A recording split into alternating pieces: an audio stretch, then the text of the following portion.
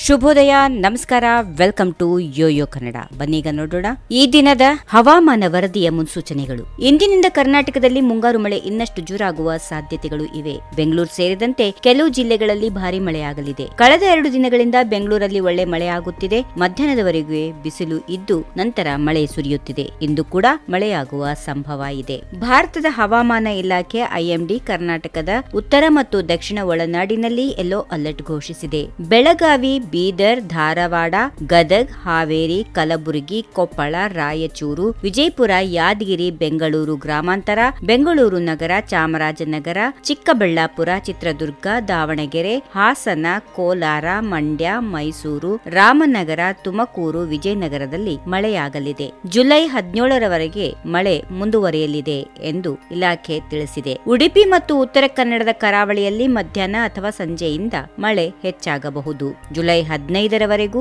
ಬಿಟ್ಟು ಮಳೆ ಆಗಲಿದೆ. ಜುಲೈ 14ರಿಂದ ಮಳೆಯ ಬಿಡುವು ಕಡಿಮೆಯಾಗಿ 16ರಿಂದ ಮಳೆ ಜೋರಾಗುವ ಸಾಧ್ಯತೆಗಳು ಇವೆ. ಇನ್ನು ದಕ್ಷಿಣ ಭಾರತದ ರಾಜ್ಯಗಳಾದ ಕರ್ನಾಟಕ, ತಮಿಳುನಾಡು, ಕೇರಳ, ಆಂಧ್ರಪ್ರದೇಶ ಮತ್ತು ತೆಲಂಗಾಣದಲ್ಲಿ ಮುಂಗಾರು ಮಳೆ ಕೃಷಿಗೆ ಬಹಳ ಮುಖ್ಯ. ಕರ್ನಾಟಕದ ಕರಾವಳಿ ಜಿಲ್ಲೆಗಳಾದ ಉಡುಪಿ, ದಕ್ಷಿಣ ಕನ್ನಡ, ಉತ್ತರ ಕನ್ನಡದಲ್ಲಿ ಭಾರಿ ಮಳೆಯಾಗುತ್ತಿದೆ. ಆದರೆ ಒಳನಾಡಿನಲ್ಲಿ ಕಡಿಮೆ ಆಗುತ್ತಿದೆ. ತಮಿಳುನಾಡಿನ ಕಾವೇರಿ ಡೆಲ್ಟಾದಲ್ಲಿ ಮಳೆಯಿಂದ ಕೃಷಿಗೆ ಲಾಭ ಆಗಿದೆ. ಕೇರಳದಲ್ಲಿ ಭಾರಿ ಮಳೆಯಿಂದ ನದಿಗಳು ತುಂಬುತ್ತವೆ. ಆಂಧ್ರಪ್ರದೇಶ ಮತ್ತು ತೆಲಂಗಾಣದಲ್ಲಿ ಮಳೆ ಕೃಷಿಗೆ ಸಹಾಯಕವಾದರೂ ಭಾರಿ ಮಳೆಯಿಂದ ಪ್ರವಾಹದ ಆತಂಕವಿದೆ.